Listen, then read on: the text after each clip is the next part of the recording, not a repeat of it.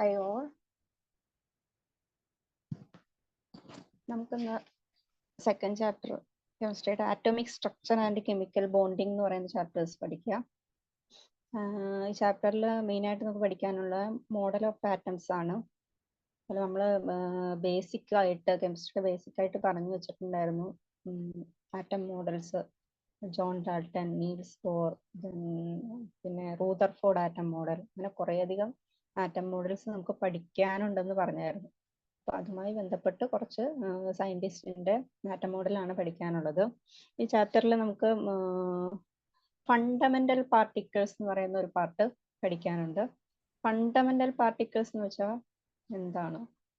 നമ്മൾ പറഞ്ഞ ആറ്റത്തിലെ proton, neutron, electron ഇതൊക്കെ ഉണ്ട്. ഈ പ്രോട്ടോൺ, ന്യൂട്രോൺ, ഇലക്ട്രോൺ ഇതിനെയാണ് ഫണ്ടമെൻ്റൽ പാർട്ടിക്കിൾസ് എന്ന് പറയുന്നത്. നമുക്കറിയാം പ്രോട്ടോണിന് പോസിറ്റീവ് ചാർജ് ആണ്, ന്യൂട്രോണിന് ചാർജ് ഇല്ല, ഇലക്ട്രോണിന് നെഗറ്റീവ് ചാർജ് ആണ്. ഇലക്ട്രോൺ എവിടെയാണ്? ആറ്റത്തിന് ചുറ്റും ഷെല്ലിലൂടെ, അതായത് ഓർബിറ്റിലൂടെ ന്യൂക്ലിയസിന് ചുറ്റും ഇലക്ട്രോൺ റിവോൾവ് ചെയ്തുകൊണ്ട് ഇരിക്കുകയാണ്. അപ്പോൾ ഈ ചാപ്റ്ററിൽ നമുക്ക് ഈ ഫണ്ടമെന്റൽ പാർട്ടിക്കിൾസിന്റെ കുറിച്ചാണ് പഠിക്കാനുള്ളത്. നമുക്ക് ആദ്യം അതിന്റെ ഫയൽ ഒന്ന് ഷെയർ ചെയ്യാം.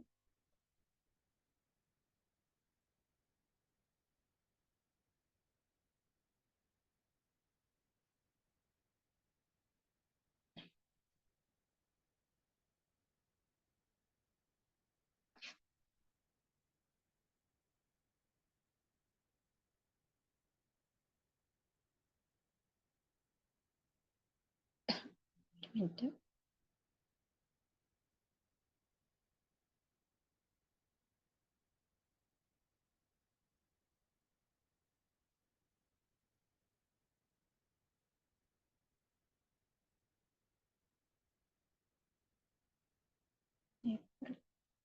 ഒരു മിനിറ്റ്.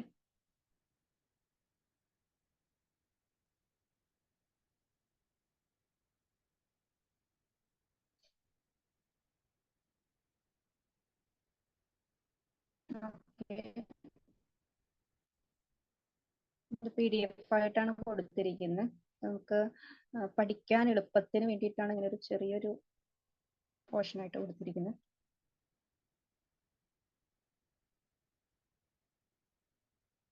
ഓക്കെ, ഫസ്റ്റ് നമുക്ക് പഠിക്കാനുള്ളത് Bohr model, bore atom model.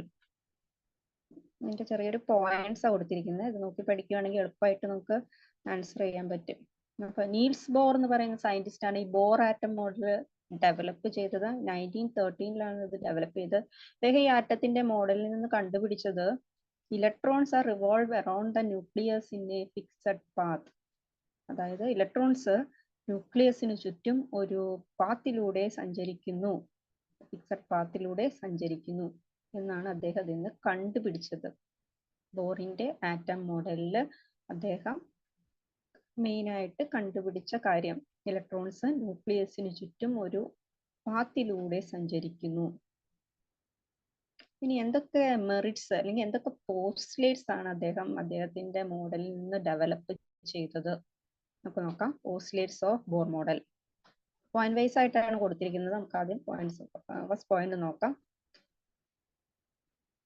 The electrons moves around the nucleus in a fixed path is called orbit. നമ്മൾ പറഞ്ഞു ഇലക്ട്രോൺസ് ന്യൂക്ലിയസിന് ചുറ്റും ഇങ്ങനെ ഒരു ഫിക്സഡ് പാത്തിലൂടെ മൂവ് ചെയ്തുകൊണ്ടിരിക്കുകയാണെന്ന് പറഞ്ഞു. ഇതിനെ ഓർബിറ്റ് എന്ന് പറയും. Orbit or shell. Orbit or shell. Second point നോക്കാം. The orbits contain definite amount of energy. ഓർബിറ്റിന് ഒരു പ്രത്യേക എനർജി ഉണ്ട്. The orbit contain definite amount of energy. Third point, the electrons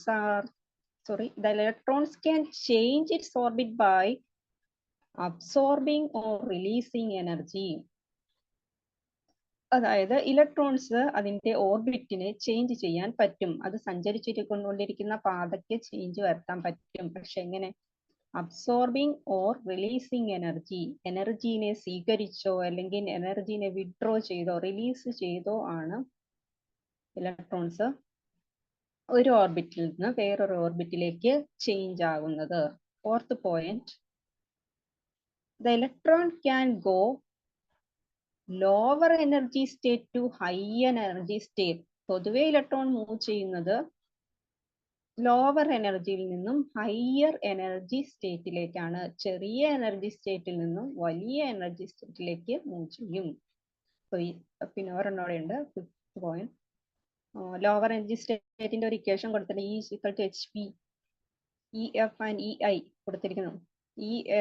then EF lower energy, F higher energy, then I lower energy. അപ്പൊ electrons lower എനർജിയിൽ നിന്നും higher എനർജിയിലേക്ക് move ചെയ്യുന്നു. Equation E equal to Hp. Last point നോക്കാം, fifth point. Angular momentum എങ്ങനെ കണ്ടുപിടിക്കാന്ന് പറയുന്നത്, ഇലക്ട്രോണിന്റെ ആംഗുലാർ മൊമെന്റം കണ്ടുപിടിക്കുന്നത്. Angular momentum of an electron moves, of an electron of mass m moving in a circular orbit of radius r and velocity v is an integral multiple of h by 2 pi. ഇവിടെ ഒരു ഇലക്ട്രോണിന്റെ angular momentum എങ്ങനെ കണ്ടുപിടിക്കും എന്നതാണ് കൊടുത്തിരിക്കുന്നത്. അതിനുള്ള equation ആണ് കൊടുത്തിരിക്കുന്നത്, h by 2 pi. ഇവിടെ m വെലോസിറ്റി ആണ്, m മാസ് ആണ്, v velocity equal h by 2 pi എന്ന് പറയുന്ന ഇക്വേഷൻ ഉപയോഗിച്ച് ഇലക്ട്രോണിന്റെ ആംഗുലാർ മൊമെന്റം കണ്ടുപിടിക്കാം. ഇത്രയാണ് ബോർ മോഡലിന്റെ പോസ്റ്റുലേറ്റ്സ് ആയിട്ട് വരുന്നത്. മുമ്പ് നമ്മൾ നേരത്തെ ഒരു മോഡൽ പഠിച്ചായിരുന്നു ഫസ്റ്റ് ചാപ്റ്ററിൽ, ജോൺ ഡാൾട്ടന്റെ ആറ്റോമിക് തിയറി, അത് പഠിച്ചായിരുന്നു. ഇതാണ് ബോർ മോഡൽ. അപ്പോൾ ഈസി ആയിട്ട് നമുക്ക് പോയിന്റ് വൈസ് ആയിട്ട് ഓർത്തിരിക്കാൻ പറ്റും പഠിച്ചു കഴിഞ്ഞാൽ. അതേസമയം ടെക്സ്റ്റ് ബുക്കിൽ പാരഗ്രാഫ് ആയിട്ടാണെന്ന് തോന്നുന്നു. അപ്പോൾ പാരഗ്രാഫായിട്ട് പഠിക്കാൻ ബുദ്ധിമുട്ടുണ്ടെങ്കിൽ പോയിന്റ് വൈസ് ആയിട്ട് ഓർത്തിരിക്കുക. അപ്പോൾ നമുക്ക് എക്സാമിന് വേഗം സ്കോർ ചെയ്യാൻ പറ്റും. ഓക്കെ, അടുത്ത നമുക്ക് നോക്കാം തോംസൺ മോഡൽ. ജെ തോംസൺ എന്ന് പറയുന്ന സയന്റിസ്റ്റ് ആണ് തോംസൺ മോഡൽ എന്ന് പറയുന്ന ആറ്റത്തിന്റെ തോംസൺ മോഡൽ ഡെവലപ്പ് ചെയ്തത്. ഇത് പ്ലം പുഡിംഗ് മോഡൽ എന്നറിയപ്പെടും. പ്ലം പുഡിംഗ് മോഡൽ ഇതെന്താ നമുക്ക് നോക്കാം. On the basis of discharge tube discharge tube എക്സ്പെരിമെന്റിന്റെ അടിസ്ഥാനത്തിൽ, ഡിസ്ചാർജ് ട്യൂബ് എക്സ്പെരിമെന്റ് എന്ന് പറഞ്ഞാൽ ഒരു വാക്കത്തിലൂടെ ഇലക്ട്രിസിറ്റി പാസ് ചെയ്യുന്നു. അപ്പൊ കാഥോഡ് ആനോഡ് റേസിന്റെ അവിടെ കണക്ട് ചെയ്തിട്ടുണ്ട്. ഇവിടെ ഒരു ഗ്ലോയിങ് കാണുന്നു. അങ്ങനെ നമുക്ക് ആറ്റത്തിന്റെ നെഗറ്റീവ് പോസിറ്റീവ് ചാർജ് കണങ്ങളെ നമുക്ക് തിരിച്ചറിയാൻ പറ്റുന്നു. ഇതാണ് ഡിസ്ചാർജ് ട്യൂബ് എക്സ്പെരിമെന്റ്. ഇവിടെ ഡിസ്ചാർജ് ട്യൂബ് എക്സ്പെരിമെന്റിന്റെ കണ്ടിന്യൂഷൻ ആയിട്ടാണ് പറയുന്നത്. On the basis of discharge tube experiment, A large positive charged body with a number of small negatively charged electrons are scattered through it. അപ്പൊ ഇതില് Thomson പറയുന്നത് ഒരു വലിയ positive charged ബോഡിയാണ്, അതില് നെഗറ്റീവ് ചാർജ്ഡ് പാർട്ടിക്കിൾ ഇങ്ങനെ ചിതറിക്കിടക്കുന്നു. നെഗറ്റീവ് ചാർജ് പാർട്ടിക്കിൾസ് എന്ന് വെച്ചാൽ ഇലക്ട്രോൺ, പോസിറ്റീവ് ചാർജ് ബോഡി എന്ന് പറയുമ്പോൾ പ്രോട്ടോൺ. ദെൻ ഈ നെഗറ്റീവ് ചാർജ് ഇലക്ട്രോൺസ് പുഡിങ്ങിലെ പ്ലം പോലെ ഇങ്ങനെ ചിതറിക്കിടക്കുന്നു എന്നാ പറയുന്നത്. അതുകൊണ്ടാണ് ഇതിന് പ്ലം പുഡിംഗ് മോഡൽ എന്ന് വന്നത്. ബാക്കി നോക്കാം. The electron represent in the pudding made of plum, then it is called the plum pudding model. ഇലക്ട്രോൺസിനെ പ്ലം ആയിട്ടാണ് ഒരു പുഡിങ്ങിലെ പ്ലം ആയിട്ട് കണക്കാക്കിയിരിക്കുന്നു. അതുകൊണ്ട് ഇതിനെ പ്ലം പുഡിംഗ് മോഡൽ എന്ന് പറയുന്നു. ഇത് കൂടാതെ ഇതിന് വേറൊരു പേരോടെ ഉണ്ട് തോംസൺ മോഡലില്, വാട്ടർമിലൺ മോഡൽ എന്ന് പറയും. വാട്ടർമിലൺ പോലെയാണ് തോംസണിന്റെ ആറ്റം മോഡൽ വരുന്നത്. വാട്ടർമിലന് ജ്യൂസി പാർട്ടുണ്ട്, അതുപോലെ സീഡ് സ്കാറ്റേർഡ് ചെയ്ത് എടുക്കുന്നുണ്ട്. അപ്പൊ ജ്യൂസി പാർട്ടിനെ നമ്മൾ പോസിറ്റീവ് പാർട്ടായിട്ട് പറയുന്നു.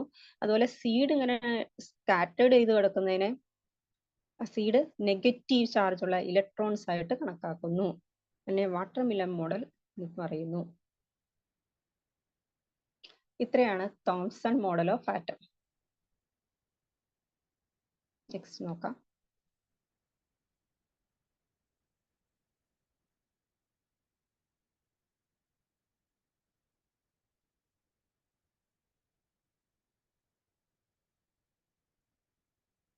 നെക്സ്റ്റ്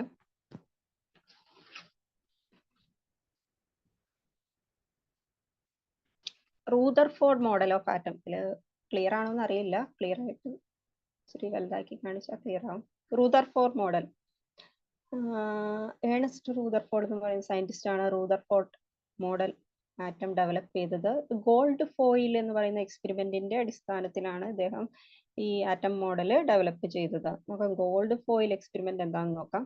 പിക്ചർ കൊടുത്തിരിക്കുന്ന ഗോൾഡ് ഫോയിൽ എക്സ്പെരിമെന്റിന്റെ ഇത് മെയിൻ ആയിട്ട് പറയുന്നത് ഒരു ആൽഫ പാർട്ടിക്കിൾ ഗോൾഡ് ഷീറ്റിലൂടെ, തിൻ ആയിട്ടുള്ള ഗോൾഡ് ഷീറ്റിലൂടെ കടത്തിവിടുന്നു. ഈ ആൽഫ പാർട്ടിക്കിളിന്റെ പ്രത്യേകത എന്ന് പറയുന്നത് പോസിറ്റീവ് ചാർജ് ഉള്ള പാർട്ടിക്കിൾസ് ആണ്, പോസിറ്റീവ് ചാർജ് ഉള്ള റേറ്റ്സ് ആണ്. ഇതിനെ തിൻ ഗോൾഡ് ഫോയിലൂടെ കടത്തിവിടുമ്പോൾ എന്തൊക്കെ സംഭവിക്കുന്നു? അതിനെ ഒരു ഫോട്ടോഗ്രാഫിക് പ്ലേറ്റ് വെച്ച് ഒബ്സർവ് ചെയ്തപ്പോൾ ചില ഒട്ടുമിക്ക ആൽഫ പാർട്ടിക്കിൾസും പ്ലേറ്റിലൂടെ കടന്നുപോയി. ചില പാർട്ടിക്കിൾസ് ഒക്കെ അതിന്റെ പാത്ത് ഡീവിയേറ്റ് ചെയ്യുന്നത് കണ്ടു. ചില പാർട്ടിക്കിൾസ് ഒക്കെ ഇത് ബൗൺസ് ബാക്ക് ചെയ്തു, അതായത് തിരിച്ചു വരുന്നതായിട്ട് കണ്ടു. അപ്പൊ ഇതെന്താണെന്ന് കൂടുതലായിട്ട് ഈ റൂദർഫോർഡ് എക്സ്പ്ലെയിൻ ചെയ്ത് അതിൽ നിന്ന് അദ്ദേഹം ഒരു റിസൾട്ടിലേക്ക് എത്തി. നമുക്ക് നോക്കാം എക്സ്പെരിമെന്റ് ഏതാണ്. Gold foil experiment. In this experiment fast moving alpha particle passed through thin foil of gold. The expected particles would just pass through the gold foil, but he observed most of alpha particle did pass straight through the foil. Some particles deviate their path, some particles are bounced back.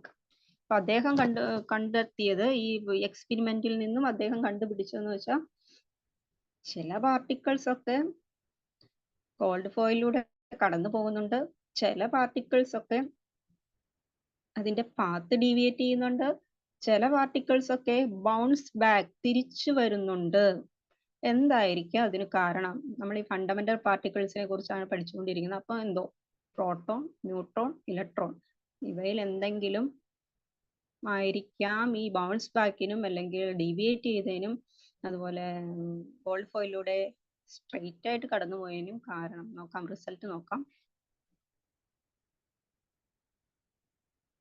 Result: atom contained positive charged centre. ഇതിൽ നിന്ന് അദ്ദേഹം ഒരു പോസ്റ്റുലേറ്റ്സിലെത്തി. ആറ്റത്തിന് positive charge centre ഉണ്ട്. Centre is called nucleus. ആറ്റത്തിന്റെ positive charge centre ആണ് nucleus.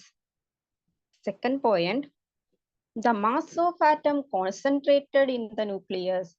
ആറ്റത്തിന്റെ മാസ് ന്യൂക്ലിയസിന്റെ മാസ് ആണ്. ന്യൂക്ലിയസിലാണ് ആറ്റത്തിന്റെ മാസ് ഉള്ളത്. Third point, the most of atom must be empty space which contain negatively charged electron. മിക്ക ആറ്റത്തിനും ഒരു എംപ്റ്റി സ്പേസ് ഉണ്ട്, അവിടെ നെഗറ്റീവ് ചാർജ്ഡ് ഇലക്ട്രോൺസ് ഉണ്ട്. ഈ 3 പോയിന്റ് ആണ് അദ്ദേഹം ഈ ഗോൾഡ് ഫോയിൽ എക്സ്പെരിമെന്റ് ചെയ്തതിൽ നിന്നും എത്തിച്ചേർന്നത്. ഒന്ന്, atom contain positive charged centre is called nucleus. ആറ്റത്തിന് പോസിറ്റീവ് ചാർജ് ഉള്ള സെന്റർ ഉണ്ട്, അത് ന്യൂക്ലിയസ് ആണ്. Mass of atom concentrated in the nucleus. ആറ്റത്തിന്റെ മാസ് എന്ന് പറയുന്നത് ന്യൂക്ലിയസിലാണ്, ന്യൂക്ലിയസിന്റെ മാസ് ആണ്. പിന്നെ the most of atom must be empty space. ആറ്റത്തിന് എംപ്റ്റി സ്പേസ് ഉണ്ട്. എംപ്റ്റി സ്പേസ് അതില് ഇലക്ട്രോൺസ് ആണ് കോൺസെൻട്രേറ്റ് ചെയ്തിരിക്കുന്നത്. Negatively charged electron, negative charge ഉള്ള ഇലക്ട്രോൺസ്. ഇനി അദ്ദേഹത്തിന്റെ ഈ എക്സ്പെരിമെന്റിന്റെ ലിമിറ്റേഷൻ എന്താണെന്ന് നോക്കാം. Limitations of Rutherford gold foil experiment. Rutherford model failed to explain stability of an atom. ആറ്റത്തിന്റെ സ്റ്റെബിലിറ്റിയെ കുറിച്ച് അദ്ദേഹത്തിന് കൂടുതൽ എക്സ്പ്ലെയിൻ ചെയ്യാൻ കഴിഞ്ഞില്ല. ആറ്റം സ്റ്റേബിൾ ആണോ അല്ലയോ എന്നൊന്നും അദ്ദേഹത്തിന് എക്സ്പ്ലനേഷൻ കൊടുക്കാൻ കഴിഞ്ഞില്ല. അതാണ് റൂദർഫോർഡിന്റെ ഒരു ലിമിറ്റേഷൻസ് ആയിട്ട് പറയുന്നത്. അടുത്ത നമുക്കൊരു പോർഷൻ എന്നുള്ളത് ഇത്രയാണ് മോഡൽ ഓഫ് ആറ്റം. ഒന്ന് നമ്മൾ വിളിച്ചു ബോർ മോഡൽ, പിന്നെ ജെ തോംസന്റെ മോഡൽ, പുട്ടിംഗ് മോഡൽ, പിന്നെ റൂദർഫോർഡ് ഗോൾഡ് ഫോയിൽ എക്സ്പെരിമെന്റ് വഴിയുള്ള മോഡൽ. ഇതുകൂടാതെ ഫസ്റ്റ് ചാപ്റ്റർ പഠിച്ചിട്ടുണ്ടായിരുന്നു ഡാൾട്ടന്റെ ആറ്റോമിക് തിയറി, അത് ഇമ്പോർട്ടൻ്റ് ആണ്. ഇനി നമുക്ക് ഇലക്ട്രോ മാഗ്നറ്റിക് റേഡിയേഷൻ എന്ന് പറയുന്ന ഒരു പോർഷൻ ഉണ്ട്, അത് നോക്കാം. Electromagnetic radiation. Electromagnetic radiation is a kind of energy, clear which is transmitted through the space in the form of electric and magnetic field. They do not require any medium to propagate. പ്രത്യേക medium ആവശ്യമില്ല. Electromagnetic radiation എന്ന് പറഞ്ഞാൽ ഒരു kind of എനർജിയാണ്, ഒരു type of എനർജിയാണ്. അത് transmitted ചെയ്യുന്നത് ഇലക്ട്രിക് ആൻഡ് മാഗ്നറ്റിക് ഫീൽഡിലൂടെയാണ്. ഇതിന് പ്രത്യേകിച്ച് ഒരു മീഡിയത്തിന്റെ ആവശ്യം ഇല്ല. ഇതിന്റെ പിക്ചർ കൊടുത്തിരിക്കുന്നത് കാണാം. ഒരു ക്രസ്റ്റ് ആൻഡ് ടഫ് എന്ന് പറയുന്ന പോർഷനാണ് കൊടുത്തിരിക്കുന്നത്. വേവ് ലൈക്ക് സ്ട്രക്ചർ ആണ്. ഇതിന് ആംപ്ലിറ്റ്യൂഡ് കൊടുത്തിട്ടുണ്ട്, അതിന്റെ ലെങ്ത്, ക്രസ്റ്റിന്റെയോ ട്രഫിന്റെ ലെങ്ത് ആണ് ആംപ്ലിറ്റ്യൂഡ് ആയിട്ട് കൊടുത്തിരിക്കുന്നത്. അടുത്ത നോക്കാം. ഇതിന്റെ ക്യാരക്ടേഴ്സ് ഓഫ് ഇലക്ട്രോമാഗ്നറ്റിക് റേഡിയേഷൻ എന്ന് പറയുന്ന ഒരു പോർഷൻ ഉണ്ട്. അത് നിങ്ങൾക്ക് ടെക്സ്റ്റ് ബുക്കിൽ വെറുതെ ഒരു 1 വേർഡ് ആയിട്ടാണ് ചോദിച്ചിരിക്കുന്നത്. What are the characters of electromagnetic radiation? Answer വരുന്ന amplitude, wave length, frequency, wave number, velocity, അങ്ങനെയൊക്കെ ആൻസർ വരും. പക്ഷെ അതെന്താണെന്ന് ജസ്റ്റ് ഒന്ന് നോക്കാം. ക്യാരക്ടേഴ്സ് ഓഫ് ഇലക്ട്രോമാഗ്നറ്റിക് റേഡിയേഷൻ എന്ന ആംപ്ലിറ്റ്യൂഡ്. ഇപ്പൊ നമ്മൾ കണ്ടായിരുന്നു പിക്ചറിൽ, maximum height which wave oscillate. Wave oscillate ചെയ്യുന്നതിന്റെ മാക്സിമം ഹൈറ്റിനെയാണ് പറയുന്നത് ആംപ്ലിറ്റ്യൂഡ്. പിക്ചറിൽ കാണിച്ചിട്ടുണ്ടായിരുന്നു. Next wave length. Wave length lambda എന്ന് പറയുന്ന സിമ്പിൾ ഉപയോഗിച്ചാണ് ഡിനോട്ട് ചെയ്യുന്നത്. Distance between consecutive wave, crest or trough. 2 വേവുകൾ തമ്മിലുള്ള ഡിസ്റ്റൻസിനെയാണ് പറയുന്നത് wave length lambda. Next frequency. The number of wave crest or wave trough through the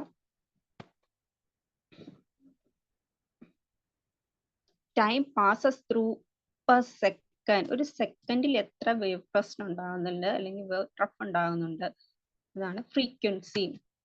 next നോക്കാം. Wave number എന്താണ്? Wave number, the number of waves per unit length. ഒരു unit ലെങ്തിലുള്ള വേവിന്റെ എണ്ണത്തെയാണ് wave number എന്ന് പറയുന്നത്. Simple ആണ്, അതിന്റെ equation ഉണ്ട് 1/λ. Next last point, velocity. Distance travelled waves in 1 second. ഒരു സെക്കൻഡിൽ വേവ് എത്ര ദൂരം സഞ്ചരിക്കുന്നു, ഇതിനെയാണ് വെലോസിറ്റി എന്ന് പറയുന്നത്. ഇതിനുള്ള ഇക്വേഷൻ c/λ. ഇത്രയാണ് characteristics of electromagnetic radiation. Text ബുക്കിൽ അതിന്റെ പോയിന്റ്സ് മാത്രമേ കൊടുത്തിട്ടുള്ളൂ. പോയിന്റ്സ് എല്ലാം നമുക്ക് ഡീറ്റെയിൽ ആയിട്ട് ജസ്റ്റ് ഒന്ന് വായിച്ചു വെക്കുക. Amplitude, wave length, frequency, then wave number and velocity. ഇത്രയാണ് characters of electromagnetic radiation. Next നമുക്ക് നോക്കാം ഓഫോ പ്രിൻസിപ്പിൾ അല്ലെങ്കിൽ ബിൽഡിംഗ് അപ്പ് പ്രിൻസിപ്പിൾ എന്താണെന്ന്. ഓഫോ പ്രിൻസിപ്പിളിൽ പറയുന്നത് നമ്മൾ പറഞ്ഞു, ആറ്റം മോഡലിൽ പറഞ്ഞു, ആറ്റത്തിനിരിക്കാൻ ഒരു ഓർബിറ്റൽ ആവശ്യമാണ്. ഈ ഓർബിറ്റലിൽ ഒരു മിനിമം എമൗണ്ട് ഓഫ് എനർജി ഉണ്ട്. ഞാൻ ഓഫോ പ്രിൻസിപ്പിൾ പറയുന്നത് ഓർബിറ്റലിനെ, ഒരു ഇലക്ട്രോണിനെ ഓർബിറ്റലിൽ ഓക്യുപ്പൈ ചെയ്യണമെങ്കിൽ ഇലക്ട്രോൺസിന് മിനിമം എമൗണ്ട് ഓഫ് എനർജി ആറ്റത്തിന് മിനിമം എമൗണ്ട് ഓഫ് എനർജി ആവശ്യമാണ്. നമുക്ക് നോക്കാം Aufbau principle. The principle states that the electrons occupy the orbital of an atom have minimum amount of energy. അതായത് ഓർബിറ്റലിൽ ഇരിക്കുന്ന ഇലക്ട്രോൺസിന് മിനിമം എമൗണ്ട് ഓഫ് എനർജി വേണം അവിടെ ഇരിക്കണമെങ്കിൽ.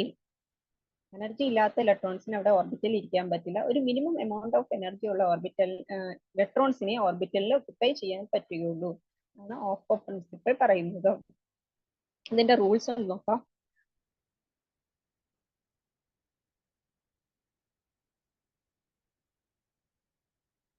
First one, if the electrons in an atom are filled, the increasing order of energy. Electrons in the atom are filled, the increasing order of energy. So electrons in ഒരു ആറ്റത്തില് fill ചെയ്ത് വെച്ചിരിക്കുന്നത് എനർജിയുടെ increasing ഓർഡറിലാണ്. Energy കുറഞ്ഞത് ആദ്യം, പിന്നെ അതിലും കൂടിയത്, പിന്നെ അതിലും കൂടിയത്, അങ്ങനെ അങ്ങനെ എനർജി ഏറ്റവും കൂടുതലുള്ളത് ലാസ്റ്റ്. അങ്ങനെയാണ് ഓർബിറ്റലിൽ ഇലക്ട്രോൺസിനെ ഫില്ല് ചെയ്ത് വെച്ചിരിക്കുന്നത്. Next point, different subshell in a shell have different energy. പല സബ്ഷെല്ലിലും പല എനർജിയാണ്. ഒന്ന് നമ്മൾ പറഞ്ഞു ഒരു ഫിക്സഡ് ഒരു എമൗണ്ട് ഓഫ് എനർജി ഉള്ള ഇലക്ട്രോൺസിന് മാത്രമേ, ആറ്റത്തിന് മാത്രമേ ഓർബിറ്റിൽ ഇരിക്കാൻ പറ്റുള്ളൂ. പിന്നെ ഇലക്ട്രോൺസിനെ ഫില്ല് ചെയ്തിരുന്ന ആറ്റത്ത് ഇൻക്രീസിങ് ഓർഡർ ഓഫ് എനർജിയിലാണ്. പല സബ്ഷെല്ലിലും ഒരേ ഷെല്ലിലെ പല സബ്ഷെല്ലിലും പല എനർജിയാണ്. എക്സാമ്പിൾ കൊടുത്തിരിക്കുന്നത് അതിന്റെ എനർജി ഓർഡർ ആണ് കൊടുത്തിരിക്കുന്നത്. 1s ഏറ്റവും എനർജി കുറവ്, 2s 2p, പിന്നെ 3s 3p, 4s 3d 4p, 5s 4d, 5p 6s. ഇങ്ങനെയാണ് എനർജി ഓർഡർ വരുന്നത്. ഏറ്റവും എനർജി കുറവ് 1s, അങ്ങനെ പിന്നെ കൂടി വരും, പിന്നെ അത് കൂടി വരും, പിന്നെ അങ്ങനെ കൂടിയാണ് കൊടുത്തിരിക്കുന്നത്. ഈ ചാപ്റ്ററിൽ പഠിക്കാനുള്ളത് കോപ്പർ ആൻഡ് ക്രോമിയത്തിന്റെ ഇലക്ട്രോണിക് കോൺഫിഗറേഷൻ എഴുതാൻ പറഞ്ഞിട്ടുണ്ട്. ഇത് ഇമ്പോർട്ടന്റ് ആണ്. കോപ്പർ ആറ്റോമിക് നമ്പർ 24 ആണ്, ക്രോമിയം 24, കോപ്പർ 29 ആണ് വരുന്നത്. പിന്നെ ഈ 24 ക്രോമിയത്തെ അറ്റോമിക് നമ്പർ 24 ഇതിനെ അറേഞ്ച് ചെയ്യുമ്പോൾ ഓരോ സബ്ഷെല്ലിൽ കൊടുക്കുമ്പോൾ ലാസ്റ്റ് സബ്ഷെല്ലിൽ നോക്കിയാൽ നമുക്ക് അറിയാൻ പറ്റും. ഇത് സബ്ഷെൽ ഇലക്ട്രോണിക് കോൺഫിഗറേഷൻ ആണ്. സാധാരണ നമ്മൾ പഠിച്ചിട്ടുണ്ട് ഷെൽ ഇലക്ട്രോണിക് കോൺഫിഗറേഷൻ പഠിച്ചിട്ടുണ്ട്. ഷെൽ അല്ലാതെ സബ്ഷെൽ ഇലക്ട്രോണിക് കോൺഫിഗറേഷൻ ആണ്. ഇതില് 24 ആണ് ഇലക്ട്രോൺസ് വരുന്നത്. നോക്കാം അതിന്റെ ഇലക്ട്രോൺസ് എങ്ങനെ കൊടുത്തിരിക്കുന്നു. 1s2 2 ഇലക്ട്രോണിന് എസ് കൊടുത്തു. 2s2 2 ഇലക്ട്രോണിനെ സെക്കൻഡ് സബ്ഷെല്ലിൽ കൊടുത്തു. നെക്സ്റ്റ് സബ്ഷെല്ലിൽ 2p6 സെക്കൻഡ് സബ്ഷെല്ലിലെ പിയിൽ കൊടുത്തു 6 electron. 3s2 3p6, 4s1 3d5. ശ്രദ്ധിക്കേണ്ടത് 4s1 3d5 ആണ്. ഇത് ശരിക്കും പറഞ്ഞാൽ 4s ഫില്ല് ചെയ്തതിന് ശേഷം മാത്രമേ 3d ഫില്ല് ചെയ്യാൻ പറ്റുകയുള്ളൂ നമ്മൾ പറഞ്ഞ എനർജി ലെവലിന്റെ അടിസ്ഥാനത്തിൽ. പക്ഷെ ഇവിടെ ചെയ്തിരിക്കുന്നത് 3d ഒരു ഹാഫ് ഫിൽഡ് ആക്കിയിരിക്കുന്നു. ഹാഫ് ഫിൽഡ് ആക്കിയ ശേഷം 4sനെ ഫില്ല് ചെയ്തിരിക്കുന്നു. അപ്പൊ അതെന്താ കാരണം എന്ന് നോക്കാം. പൊതുവെ നമുക്ക് സബ്ഷെല്ലിൽ അറിയാം S P D F subshell ഉണ്ട്. എസിൽ 2 ഇലക്ട്രോൺ, പിയിൽ 6 ഇലക്ട്രോൺ, ഡിയിൽ 10 ഇലക്ട്രോൺ, എഫില് 14 ഇലക്ട്രോൺസ് ഉണ്ട്. മാക്സിമം ഇത്രയും ഇലക്ട്രോൺസ് വരെ ആകാം. ഇത്രയും ഇലക്ട്രോൺസ് ആകാം. ഇത് കഴിഞ്ഞാൽ അടുത്ത സബ്ഷെല്ലിലേക്ക് പോകണം, അടുത്ത ഷെല്ലിലെ സബ്ഷെല്ലിലേക്ക് പോകണം. അപ്പൊ ഇവിടെ എന്താ പ്രശ്നം എന്ന് വെച്ചാൽ 4s1 3d5 ഇവിടെ 3d10 വന്നാൽ അത് കംപ്ലീറ്റ് ആകും. അതേസമയം ഇവിടെ 3d10 എടുക്കാനില്ല. 3d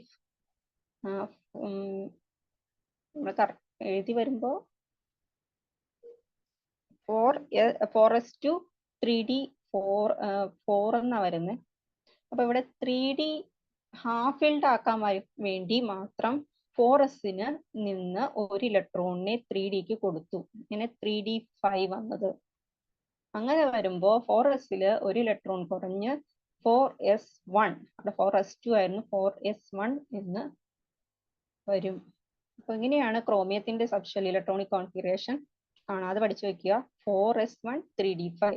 കാരണം എന്താണെന്ന് വെച്ചാൽ ഇത് ഹാഫ് ഫിൽഡ് ആക്കുന്നതിന് വേണ്ടി ഡി ഓർബിറ്റൽ ഹാഫ് ഫിൽഡ് ആക്കുന്നതിന് വേണ്ടിയിട്ടാണ് ഇങ്ങനെ 4s നിന്ന് ഒരു ഇലക്ട്രോണിനെ ഡിക്ക് കൊടുത്ത് 3D5 ആക്കി മാറ്റിയത്. അതായത് ഹാഫ് സ്റ്റെബിലിറ്റി കൈവരിക്കാൻ വേണ്ടി മാത്രം. ഇതുപോലെ തന്നെയാണ് കോപ്പറിന്റെ വരുന്നത്. കോപ്പറിന്റെ 29 ആറ്റമിക് നമ്പർ. ഇപ്പൊ 29 ഇലക്ട്രോൺസ് ഉണ്ട്. അതിനെ സബ്ഷെല്ലിൽ കൊടുക്കുമ്പോൾ 1s2 2s2 2p6 3s2 3p6 4s1 3d10. ഇപ്പൊ ഇവിടെ എന്തായിരിക്കും സംഭവിച്ചത്? അവിടെ ഹാഫ് ഫിൽഡ് ആക്കാൻ വേണ്ടിയിട്ട് 4s നിന്ന് ഒരു ഇലക്ട്രോണിനെ ഡിക്ക് കൊടുത്ത് 3D5 ആക്കി. അങ്ങനെയാണെങ്കിൽ ഇവിടെ ഡിയിൽ മാക്സിമം നമ്മൾ കുറച്ചു മുമ്പ് പറഞ്ഞു, മാക്സിമം 10 ഇലക്ട്രോൺ വരെ ഡി സബ്ഷെല്ലിൽ ആകാം എന്ന് പറഞ്ഞു. അപ്പൊ ഇവിടെ എന്തായിരിക്കും സംഭവിച്ചത്? ഇവിടെ അതുപോലെ തന്നെ സംഭവിച്ചു. 4s നിന്ന് ഒരു ഇലക്ട്രോണിനെ ഡിക്ക് കൊടുത്ത് മാക്സിമം സ്റ്റെബിലിറ്റിയിലേക്ക് ഡീനെ എത്തിച്ചു. അപ്പോ 3D10 എന്ന് വരുവാണെങ്കിൽ സ്റ്റേബിൾ ആയി, കംപ്ലീറ്റ്ലി സ്റ്റേബിൾ ആയി. അങ്ങനെ 3D10 സ്റ്റെബിലിറ്റി ഉള്ള കോപ്പർ ആയിട്ട് മാറി. അപ്പോൾ ഈ രണ്ടിന്റെ ഇലക്ട്രോണിക് കോൺഫിഗറേഷൻ പഠിക്കുക. ഒന്ന് 4s1 3D5ഉം ഒന്ന് 4s1 3D10ഉം കാണാതെ പഠിക്കണം, ഇമ്പോർട്ടൻ്റ് ആണ്. അപ്പോൾ എനർജിന്റെ ഇൻക്രീസിങ് ഓർഡറിൽ അറേഞ്ച് ചെയ്തിരിക്കുകയാണ്. പക്ഷെ ഇവിടെ ഇലക്ട്രോണിക് കോൺഫിഗറേഷനെ സ്റ്റെബിലിറ്റിക്ക് വേണ്ടി അത് റീഅറേഞ്ച് ചെയ്തിരിക്കുന്നു. അടുത്ത് നോക്കാം.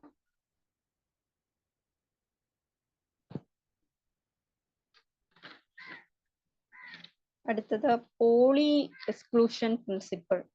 Poly exclusion principle size കൂട്ടട്ടെ.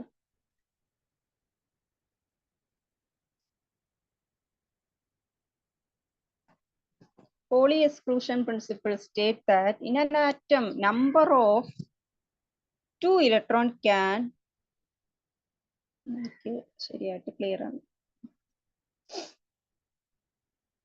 two electron can have same set of 4 quantum numbers. Pauli exclusion principle. Quantum numbers ne kurichokka പഠിക്കാനുണ്ട്. 4 quantum numbers, same set of 4 quantum numbers എന്നാണ് പറഞ്ഞിരിക്കുന്നത്. ഇത് ഡീറ്റെയിൽ ആയിട്ട് ടെക്സ്റ്റ് ബുക്ക് എടുത്തിട്ടുണ്ട്. ഇപ്പോൾ ഇത് പറഞ്ഞിരിക്കുന്നത് ജസ്റ്റ് പോളി എക്സ്ക്ലൂഷൻ പ്രിൻസിപ്പിൾ എന്താണെന്ന് മാത്രമാണ് കൊടുത്തിരിക്കുന്നത്. നെക്സ്റ്റ് നോക്കാം. Heisenberg uncertainty principle. It is not possible to determine to extract position and velocity simultaneously for subatomic particles, the electron, and any given instant to create degree of precision if delta x is uncertainty in proton and delta v is uncertainty in velocity. ഇവിടെ ഇത്രയും detail ആയിട്ട് പോകേണ്ട ആവശ്യമില്ല. ഹെഴ്സൺബർഗ് uncertainty principle എന്താണെന്ന് വെച്ചാൽ it is not possible to measure actual velocity or then position of a subatomic particle indirectly. അതായത് correct വെലോസിറ്റിനെ അല്ലെങ്കിൽ correct പൊസിഷനും determine ചെയ്യാൻ ബുദ്ധിമുട്ടാണ് ആറ്റത്തിന്റെ. അതിന് ഇക്വേഷൻ കൊടുത്തിട്ടുണ്ട്. Delta x into delta v h/4πm. h എന്ന് പറയുന്നത് പ്ലാങ്ക്സ് കോൺസ്റ്റന്റ് ആണ്, m മാസ്. അടുത്ത നോക്കാം. Hund's rule. എനിക്കിത് ക്ലിയർ കുഴപ്പമില്ല. ഹൺസ് റൂളിൽ പറയുന്നത് ഇലക്ട്രോൺസിന്റെ ഡിസ്ട്രിബ്യൂഷനാണ് കൊടുത്തിരിക്കുന്നത്. നമുക്കിപ്പോൾ പറഞ്ഞു ഇലക്ട്രോൺസിന് സബ് ഷെല്ലിലെ ഡിസ്ട്രിബ്യൂഷൻ, അതുപോലെ ഡയഗ്രാം മെത്തേഡ് ഉണ്ട്, അതുകൂടി നോക്കാം. The rule concern the distribution of electron in a set of orbital of the same energy. ഒരേ എനർജി ഉള്ള ഓർബിറ്റലിൽ ഇലക്ട്രോണിനെ എങ്ങനെ ഡിസ്ട്രിബ്യൂട്ട് ചെയ്തിരിക്കുന്നു ഇതിലാണ് ഹൺസ് റൂൾ പറയുന്നത്. ഇവിടെ കൊടുത്തിരിക്കുന്നത് നോക്കാം. 1s2 2s2 എക്സാമ്പിൾ ആയിട്ട് 1s2 2s2 2px1 p sub ഷെല്ലാണ് കൊടുത്തിരിക്കുന്നത്. 2py1 ഓരോ ഇലക്ട്രോണും p സബ് ഷെല്ലിൽ പോയിരിക്കുന്നു. 2pz1 ടോട്ടൽ എത്ര ഇലക്ട്രോൺസ് ഉണ്ട് ഇതില്? 7 ഇലക്ട്രോൺസ് ഉണ്ട്. 7 ഇലക്ട്രോൺസിൽ p സബ് ഷെല്ലിൽ തന്നെ 3 ഇലക്ട്രോൺസ് വന്നിട്ടുണ്ട്. ഇനി ഇതിനെ 2 ടൈപ്പിൽ റെപ്രസെന്റ് ചെയ്യാൻ പറ്റും, അത് നോക്കാം. ഹൺസ് റൂൾ വഴി, ഒന്ന് ഓർബിറ്റൽ നൊട്ടേഷൻ മെത്തേഡ്, ഒന്ന് diagram method. Orbital notation method നോക്കാം. It is the method to fill the orbital are written in the order of increasing energy. Energy order നമ്മൾ കണ്ടു. എനർജി ഓർഡറിന്റെ ഇൻക്രീസിങ് മെത്തേഡില് ഇലക്ട്രോൺസിനെ ഫില്ല് ചെയ്തിരിക്കുന്നു. ഇതാണ് orbital notation method. കുറച്ചു മുമ്പ് പറഞ്ഞു തന്നെ 7 ഇലക്ട്രോൺസിനെ ഫില്ല് ചെയ്തിരിക്കുന്നത് 1s2 2s2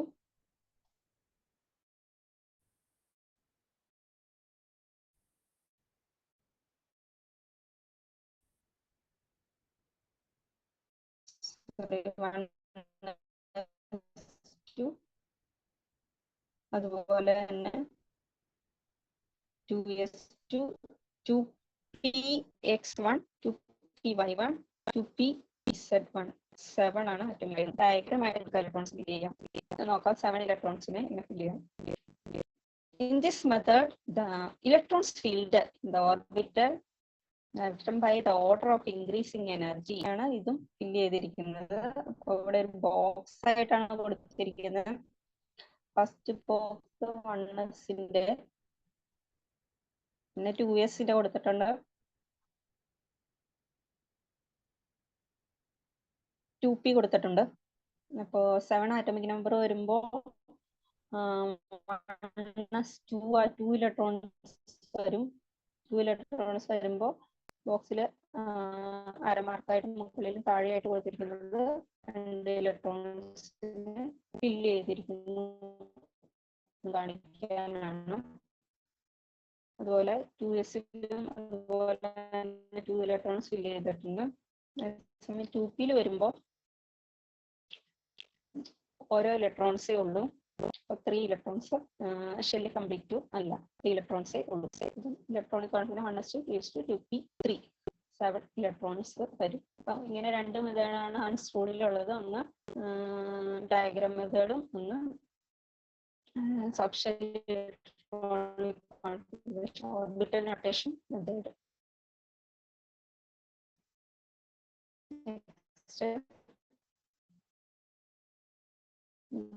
ഇലക്ട്രോണിക് കോൺഫിഗറേഷനെ കമ്പയർ ചെയ്ത് എഴുതിയിരിക്കുക. മറ്റുള്ള ആറ്റവുമായിട്ട് കമ്പയർ ചെയ്ത് ഇലക്ട്രോണിക് കോൺഫിഗറേഷനെ എഴുതിയിരിക്കുന്നു. ഇപ്പോൾ ഹീലിയത്തിന്റെ ഇലക്ട്രോണിക് കോൺഫിഗറേഷൻ പ്ലസ് എത്ര?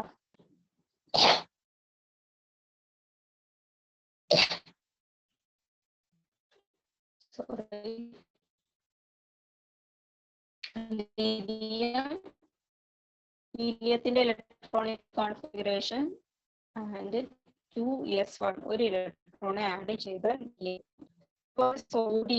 നിയോണിന്റെ ഇലക്ട്രോണിക് കോൺഫിഗറേഷൻ 3s1 സോഡിയത്തിന്റെ ഇലക്ട്രോണിക് കോൺഫിഗറേഷൻ കിട്ടും. ഇതിന്റെ എക്സാമ്പിൾ അല്ല, കംപ്ലീറ്റ് ഇലക്ട്രോണിക് കോൺഫിഗറേഷൻ ആണ് തൊട്ടടുത്ത് കൊടുത്തിരിക്കുന്നത്. ഒരു മിനിറ്റ്.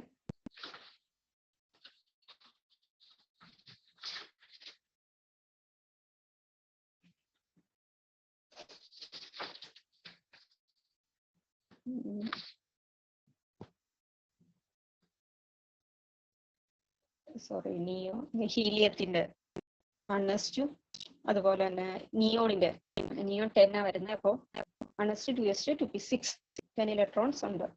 അപ്പോൾ ഇതുമായിട്ട് പല ആറ്റത്തിന്റെ ഇലക്ട്രോണിക് കോൺഫിഗറേഷൻ നമ്മൾ എഴുതുമ്പോൾ മറ്റുള്ള ആറ്റത്തിന്റെ ഇലക്ട്രോണിക് കോൺഫിഗറേഷനായിട്ട് കമ്പയർ ചെയ്ത് എഴുതും. അങ്ങനെ എഴുതിയതാണ് ഒന്ന് ലിഥിയം ഹീലിയം ഒന്ന് സോഡിയം നിയോണും തമ്മിൽ സ്പെക്ട്രം ഓഫ് ഹൈഡ്രജൻ ആറ്റം അതുകൂടി ഉണ്ട്. ഇത് കഴിഞ്ഞിട്ട് നമുക്കൊരു കുറച്ച് കാൽക്കുലേഷൻസും നോക്കാനുണ്ട്. നോക്കാം. Line spectrum of hydrogen atom. When an electric discharge is passed through discharge tube containing hydrogen gas at low pressure, it emits some light.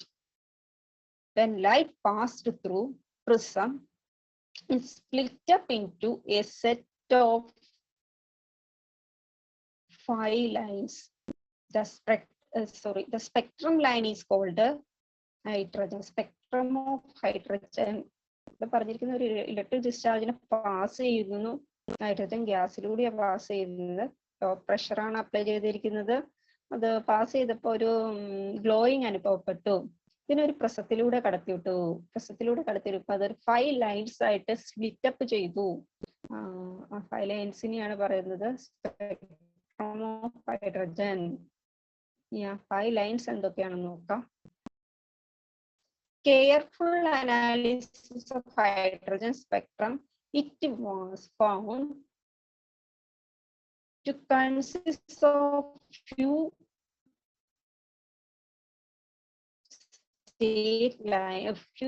lines in UV, visible and infrared. അപ്പോൾ അതിൽ നിന്നും ഇത് ഒബ്സർവ് ചെയ്തത് 5 line spectrum ഉണ്ടായി. അതിൽ ഒരെണ്ണം U ആണ്, ഒരെണ്ണം ഇൻഫ്രാറെഡ് ആണ്, ഒരെണ്ണം വിസിബിൾ ലൈറ്റ് ആണ്.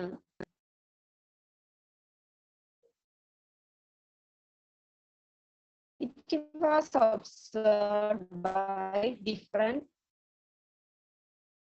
scientists. പല സയന്റിസ്റ്റും ഇതിനെ കുറിച്ച് സ്റ്റഡി ചെയ്തിട്ടുണ്ട്. ഇതിന്റെ ജനറൽ ഫോർമുല നോക്കാം. RH into 1 by n square minus 1 by n2 square all raised to minus 1. Cm raised to minus 1. n1 n2 ഒക്കെ പോസിറ്റീവ് ഇൻറ്റീജേഴ്സ് ആണ്. RH എന്ന് പറയുന്നത് റേബക് കോൺസ്റ്റന്റ്. ഇത്രയാണ്. ഇത് കഴിഞ്ഞിട്ട് ഒരു കാൽക്കുലേഷൻസ് വരുന്നുണ്ട്, നോക്കാം.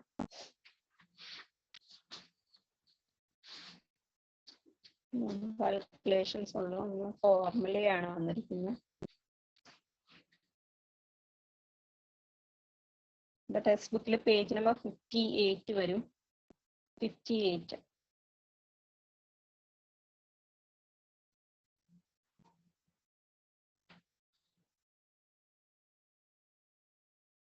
Write Balmer നോക്കാം. Question number 10. ടെക്സ്റ്റ് ബുക്കിലെ question number 10. Write Balmer formula of lines in hydrogen spectrum. Name the series of spectral lines when an electron jumps in n1 from n2. Electrons ഒരു ഓർബിറ്റിൽ നിന്ന് വേറൊരു ഓർബിറ്റിട്ട് മാറുമ്പോഴുള്ള calculate ചെയ്യാനാണ് പറഞ്ഞിരിക്കുന്നത്.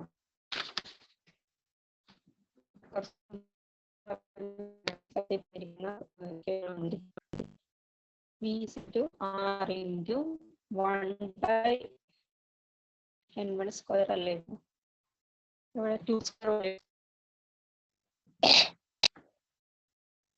minus 1 by n square. 1 by n1 square minus 1 by n square. എന്ന് പറയുന്നത് 3, 4, 5, 6 ആയിട്ട് എടുക്കാം. 6 എന്ന് പറയുന്നത് കോൺസ്റ്റന്റ് ആണ്. അത് കോൺസ്റ്റന്റ് നമ്പർ ആയിട്ട് വരും.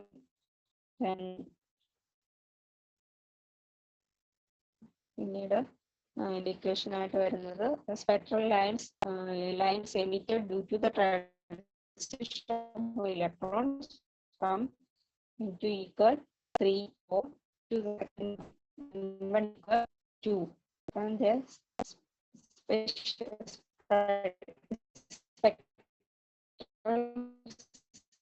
series is known as Balmer series.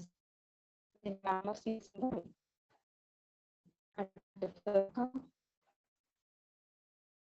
അടുത്തതില് മാറ്റേഴ്സിന്റെ കാണിക്കുന്ന ഒരു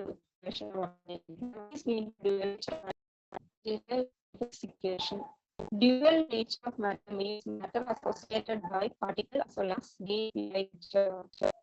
is equal to mc square raised to E is equal to hc by lambda. Combine ചെയ്യുമ്പോൾ mc square is equal to the three of this equation ആയിട്ട് പറയും.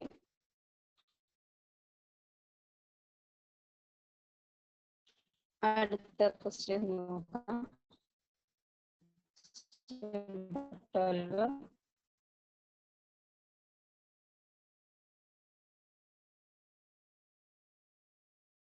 Calculate the wavelength of light emitted.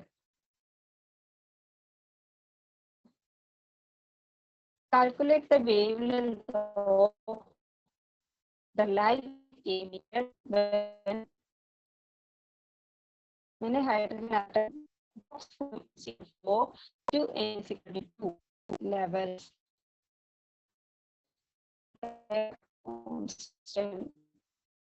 Wavelength കണ്ടുപിടിക്കാനാ പറഞ്ഞിരിക്കുന്നത്. E R by n square 1 by n1 square minus 1 by n2 square. അങ്ങനെ കണ്ടുപിടിക്കുമ്പോൾ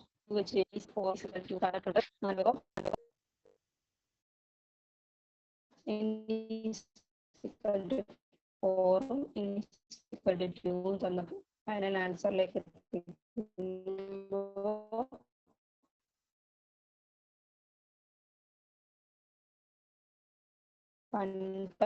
lambda equal to 1 by v വരും. 1 by 4,860.